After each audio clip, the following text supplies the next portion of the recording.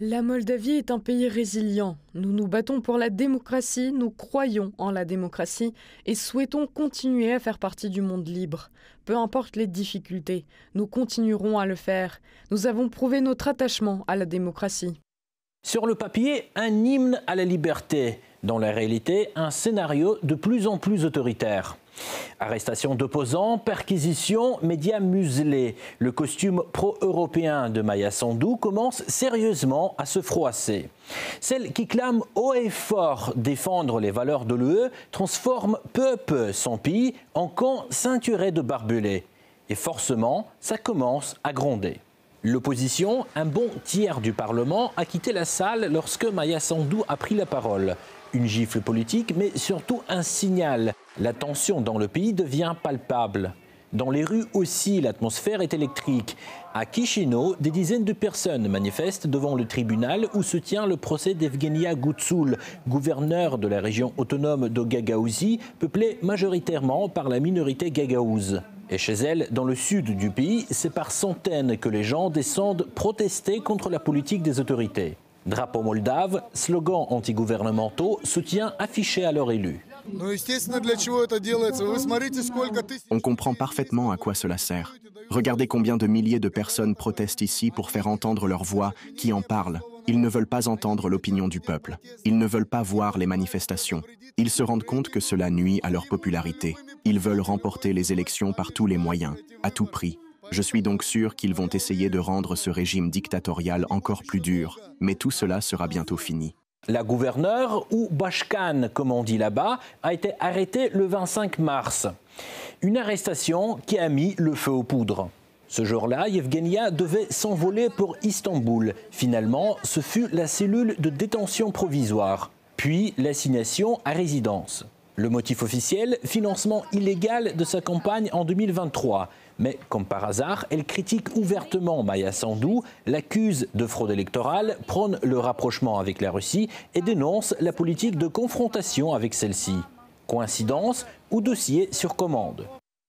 Aujourd'hui, la justice moldave est devenue un instrument de répression politique du parti PAS contre ceux qui s'y opposent.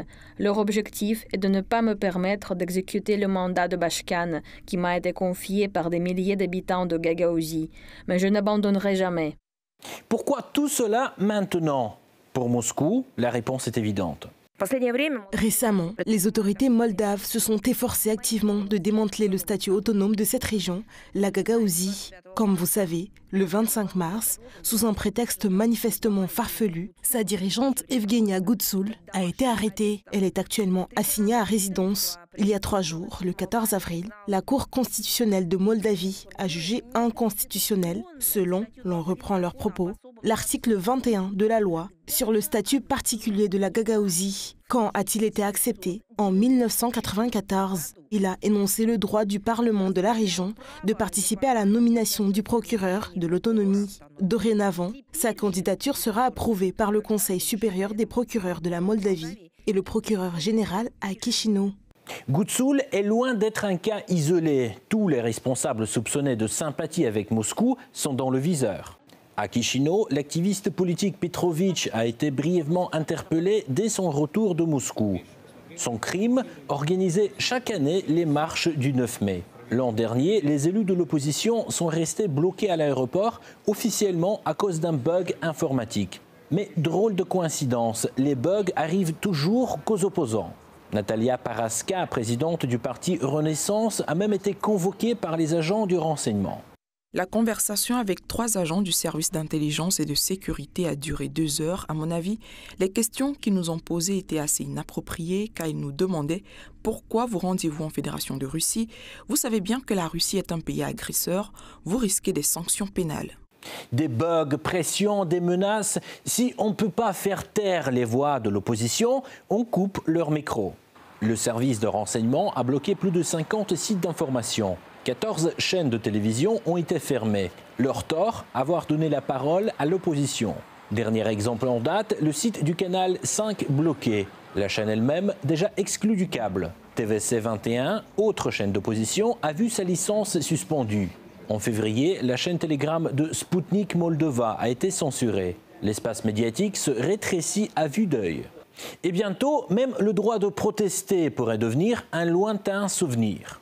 Un projet de loi encore au stade de brouillon, mais déjà explosif. Les tribunaux pourraient interdire toute manifestation jugée comme un appel à la violence, une menace pour la sécurité ou un risque pour l'ordre public.